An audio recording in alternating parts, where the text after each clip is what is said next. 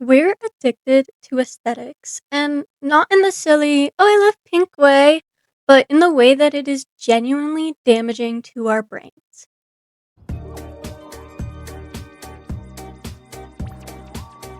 Hello, angels. Welcome to the Little Trivials Club. This is where I discuss topics crowding our minds that aren't necessarily important in the long run, but I think are fun and interesting to talk about. Today, we're discussing our obsession with aesthetics and why even taking out our trash has to be aesthetic. Finding the right words to use for this song. I have you in mind, so it won't take so long. Love is not afraid you. Aesthetics is defined as pleasing in appearance, but in philosophy, aesthetics studies the nature of beauty and art in our emotional responses to them. In society, we define aesthetics as boxes we fit ourselves into that define our fashion, room decor, and even the way we carry ourselves. Whether that's coquette, dark academia, sad beige, etc., we've romanticized the need to surround our whole lives into fitting into these boxes. I remember sometime in college trying really hard to solely dress in pinks, and all my decor had to be pink. But it just got really tiring to keep up with. Many netizens know this as Wonyoungism, where fans try to replicate Chung Won-young's lifestyle or looks, and it often involves minimalism and, a lot of the time, really unhealthy behaviors. This was the kind of style I was wanting without the unhealthy behaviors part. Though, if something wasn't in pink, I couldn't get it even if I really wanted it, and I got stuck in this toxic cycle of being worried of judgment on social media if my room, fashion, skincare, Instagram page wasn't all one color. And it was so boring too. I love color.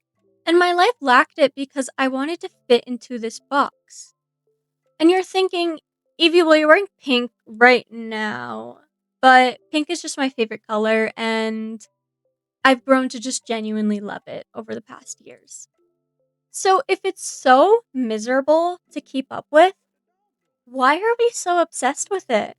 Many brands nowadays try to push what's called brand personality, where they try to humanize their products so that customers are psychologically attracted to it. On social media, these aesthetics, like Pink Pilates Princess or Coastal Grandma, are trying to sell you something.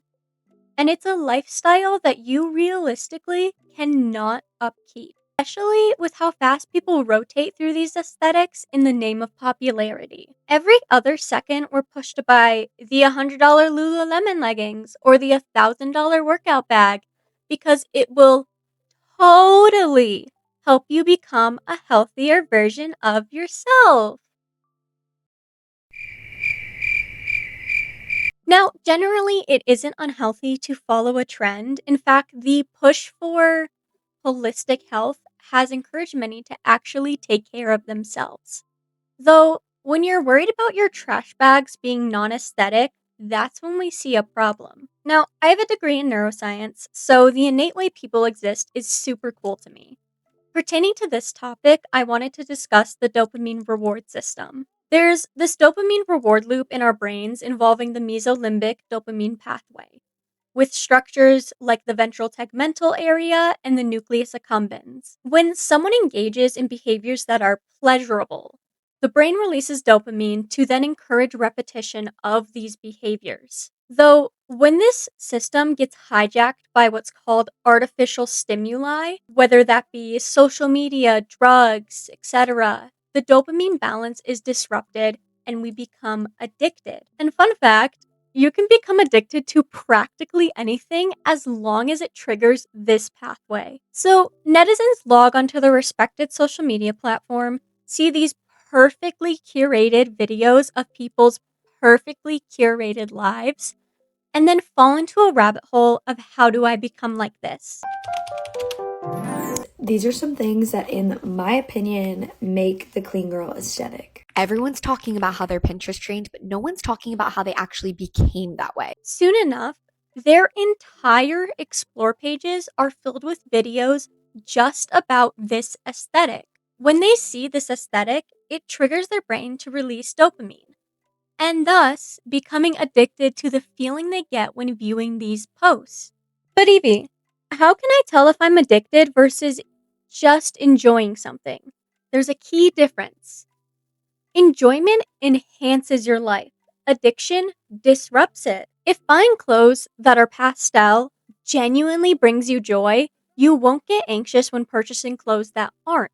When an aesthetic becomes an addiction, you cannot live a fulfilling life without it. Social media influences so much of our life, where, according to an article from Cogent Business and Management magazine, 92.5 of participants actively used social media before making a purchase, which relying on the reviews of others is not necessarily a negative. I at least hope that we all read the reviews before making a purchase. Though it becomes a negative when we are only making purchase decisions based on what is trending on TikTok.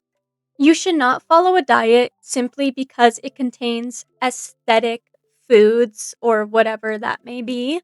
You should follow a diet because it is genuinely going to improve your health.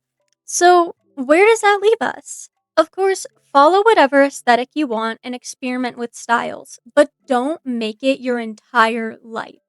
Your life goal should not be to perfectly curate your life so your purchases are not meaningful, but marketable. If you want to follow dark academia one day, then coquette the next, who cares?